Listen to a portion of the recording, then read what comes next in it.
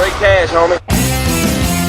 Would you please break a damn story? He took it out. Oh, for you. PFT OT Friday edition, also an addition to the PFT PM podcast feed, but we are doing a separate PFT PM later today, so you get two files that you can listen to over the weekend in your PFT PM subscription. So, some things we weren't able to get to during Friday's PFT Live because so much of the talk focused on the Patrick Mahomes injury, what the Chiefs do next, how long he'll be out, the big cat theory, and a good theory that maybe the Chiefs decide to be ultra cautious and not use Mahomes at all for the rest of the year so they don't risk affecting 2020 if he would have a serious injury at some point down the stretch. At some point, though, we turn our attention to the other games to be played. And the Sunday night game, Cowboys-Eagles, a lot of storylines have been discussed throughout the course of the week. Injuries, Jason Garrett's job status, Doug Peterson's guarantee that really isn't a guarantee.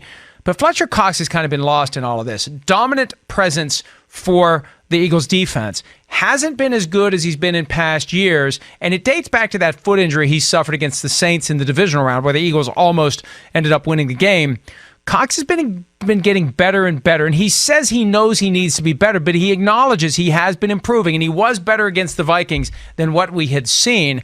And if the Eagles are going to beat the Cowboys in Dallas, he needs to get back to that level that we're accustomed to so he can dominate an offensive line that will quite possibly be without the two starting left tackles, and there are other injury issues in that offensive line. And if Cox is at a point where he is past that foot issue that happened in January, this could be the kind of thing that gels the Philadelphia defense. They've had issues in the back end with injuries and ineffectiveness by their corners and safeties. The more push you get up front, the less you need those guys to cover their receivers deeper and deeper into a play because the quarterback's going to be rushed to get rid of the football. And we have seen how good Cox can be against the run, against the pass, against anything that an offense would throw at him. And maybe he is getting closer to that point. Couple of points to make coming out of the NFL's league meetings that happened this week. The quarterly October session, the commissioner always meets with reporters after the meetings end. The concept of a draft lottery came up, along with the issue of tanking. And Roger Goodell said he sees no evidence of tanking. Well, he's not paying attention to the Dolphins then, and he's not being very realistic about what's happened in the past. Because for teams who are eliminated from playoff consideration, there are decisions that can be made by management to put inferior players into a game under the guise of evaluating them for future decision-making, but ultimately contributing to losses that will pile up now to improve the draft positioning for the coming year. And that's the big disconnect for the NFL. The season itself, everybody wants to win every game. Integrity of the game. Everybody's trying to win no matter what.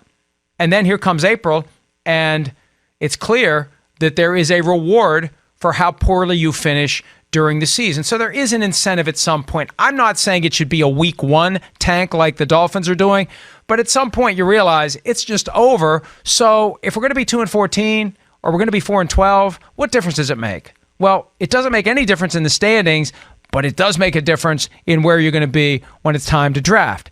And that leads to the point about a draft lottery. The commissioner has said it's something they thought about years ago. It's not something they're going to do.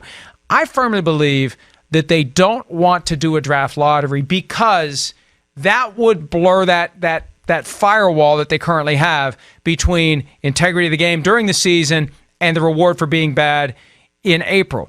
Once you start a draft lottery, if you're going to tie the chances of getting the first overall pick to how bad you are, if the worst team has the best opportunity, you're legitimizing the concept of tanking. You are acknowledging that there is a reason to be bad, and you are bridging that gap between what happens during football season and what happens in late April.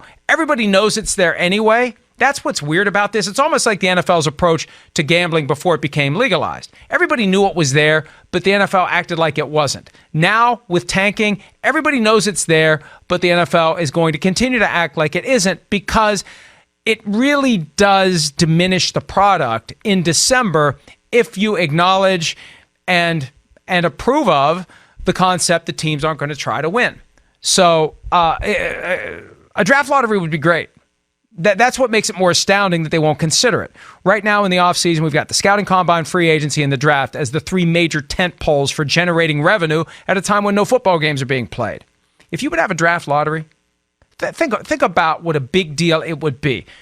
Coverage extensively on NFL Network, maybe simulcasted on ESPN or one of the other networks. You host it at an arena or a stadium in one of the cities that has a great chance of winning the first overall pick. It would be huge, but it also would acknowledge the thing that the NFL refuses to acknowledge, that teams will act upon from time to time the incentive to be bad in order to be good when late April rolls around. Another issue that was discussed by the commissioner on Wednesday, the viability of the Chargers in Los Angeles over the long term. There have been some crazy rumors about the possibility that the Chargers would move back to San Diego. Or I saw one that the NFL is talking to St. Louis about taking the Chargers. Look, the Chargers aren't going anywhere. And here's why they're not going anywhere. Stan Kroenke, the owner of the Rams, can't pay for that stadium he's building if he doesn't have 20 NFL games in there every year. He doesn't care if it's 80% Steelers fans at a Chargers game.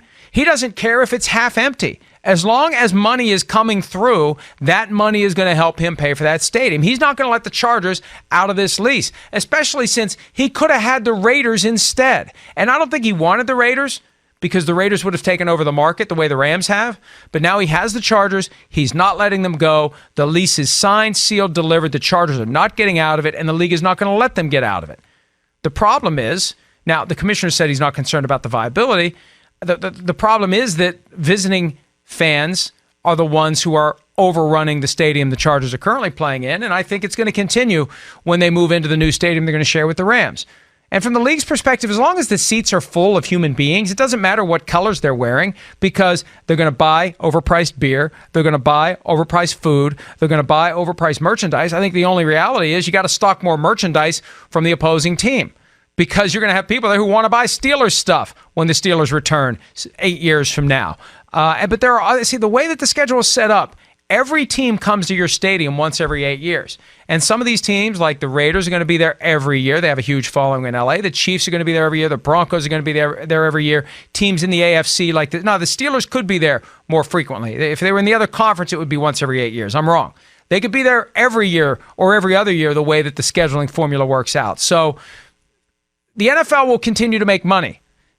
The Chargers may have a hard time winning football games, but ultimately at the end of the day, the revenue needs to come in, the stadium needs to be paid for, the Chargers aren't going anywhere, even if they have more of these embarrassing scenes where you look in the stands and you feel like the Chargers are actually playing on the road.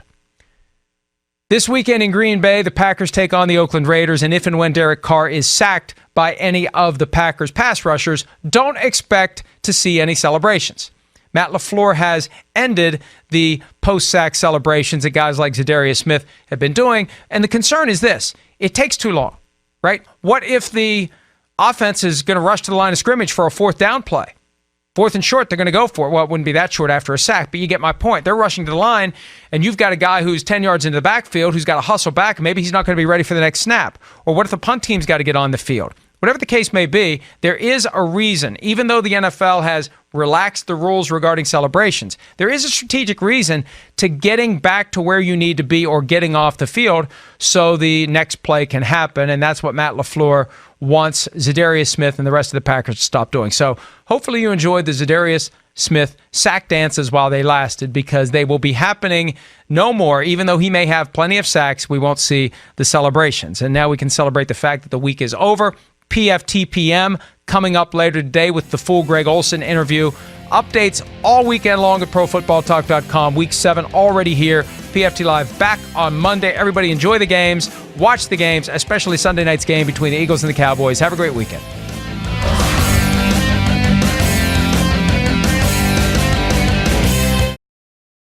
Hi, I'm Mike Tirico, and thanks for watching. Make sure to hit subscribe for the latest news and highlights from NBC Sports.